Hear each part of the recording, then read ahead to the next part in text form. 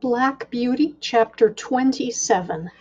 Ruined and Going Downhill. As soon as my knees were sufficiently healed, I was turned into a small meadow for a month or two. No other creature was there, and though I enjoyed the liberty and the sweet grass, yet I had been so long used to society that I felt very lonely. Ginger and I had become fast friends, and now I missed her company extremely. I often neighed when I heard horses' feet passing in the road, but I seldom got an answer, till one morning the gate opened, and who should come in but dear old Ginger. The man slipped off her halter and left her there. With a joyful whinny, I trotted up to her. We were both glad to meet, but I soon found that it was not for our pleasure that she was brought to be with me. Her story would be too long to tell, but the end of it was that she had been ruined by hard riding, and was now turned off to see what rest would do. Lord George was young and would take no warning. He was a hard rider and would hunt whenever he got the chance, quite careless of his horse. Soon after I left the stable there was a steeplechase, and he determined to ride. Though the groom told him she was a little strained and was not fit for the race, he did not believe it, and on the day of the race urged Ginger to keep up with the foremost riders. With her high spirit, she strained herself to the utmost. She came in with the first 3 horses, but her wind was touched, beside which he was too heavy for her, and her back was strained.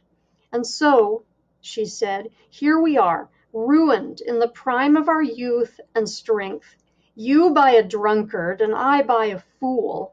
It is very hard. We both felt in ourselves that we were not what we had been. However, that did not spoil the pleasure we had in each other's company. We did not gallop about as we once did, but we used to feed and lie down together, and stand for hours under one of the shady lime trees, with our heads close to each other, and so we passed our time till the family returned from town.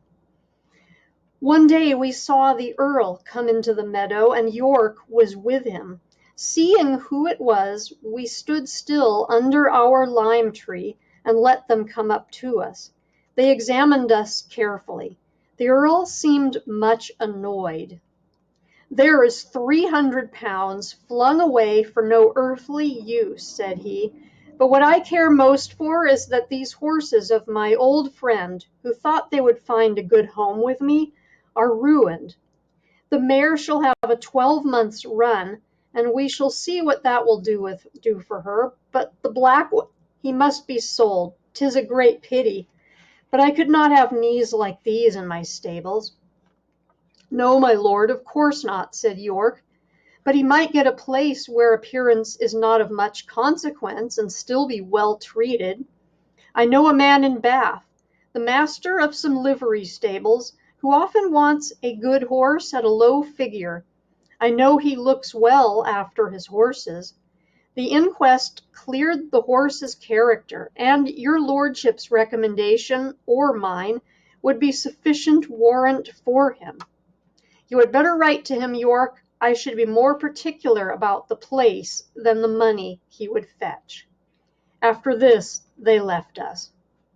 "They'll soon take you away," said Ginger, "and I shall lose the only friend I have, and most likely we shall never see each other again.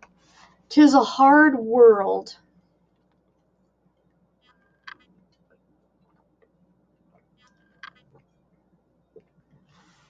About a week after this, Robert came into the field with a halter, which he slipped over my head, and led me away.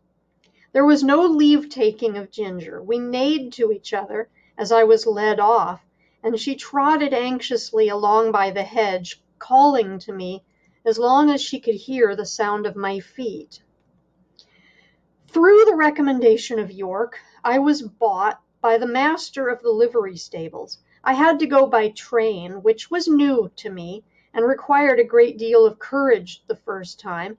But as I found the puffing, rushing, whistling, and, more than all, the trembling of the horse box in which I stood did me no real harm, I soon took it quietly. When I reached the end of my journey, I found myself in a tolerably comfortable stable and well attended to. These stables were not so airy and pleasant as those I had been used to.